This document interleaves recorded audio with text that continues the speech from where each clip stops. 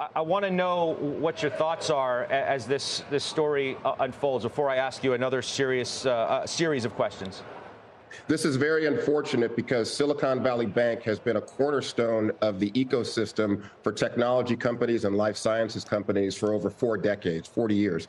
And if we think about what it means, it's estimated that almost half of venture capital dollars at some point have flowed through Silicon Valley Bank. Silicon Valley Bank not only provides deposits for startups, a lot of the venture capital funds also bank there. Startups have venture debt to be able to provide additional financing outside of equity. Even the venture capital firms will often have lines of credit to be able to finance deals before they call capital from their investors. But I just want to make one very important point, Scott.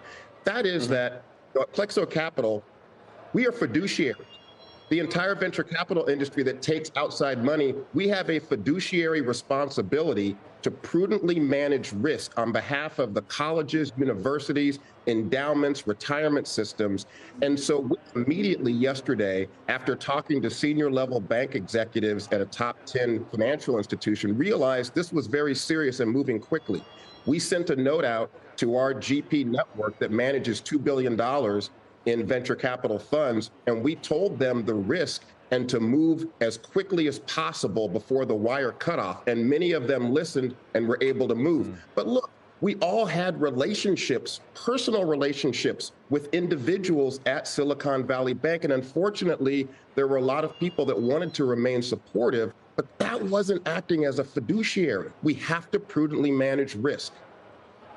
Does Plexo, I don't even want to use the word did. I mean, I know the bank has been closed, but does Plexo have money at Silicon Valley Bank? Do you personally? Because I've heard of, stories of GPs. It just is so interconnected, the way things work out there. That's right. Do you personally have money there? Did Plexo have money there? Fortunately, Scott, we as an institution did not have any funds at Silicon Valley Bank or use of their debt products. I personally was not banking with Silicon Valley Bank. But your point is spot on. Not only does Silicon Valley Bank, or did Silicon Valley Bank, provide services to tech startups, they provided financial services to big tech, to venture capital firms, and even the individual GPs and high net worth individuals that often made their money from tech would use Silicon Valley Bank in multiple ways. For example, general partners at venture capital funds have to put up a portion of the funds that they raise personally as individuals. Silicon Valley Bank would provide individual lines of credit to help those GPs finance their own personal general partner commitment.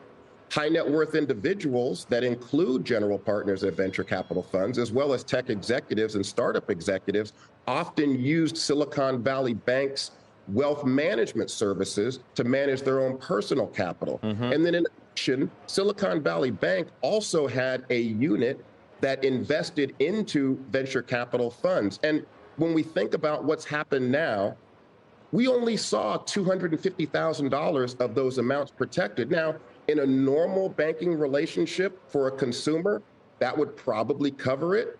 But in many instances, there were firms that had millions of dollars that were deposited, and now those funds are at risk.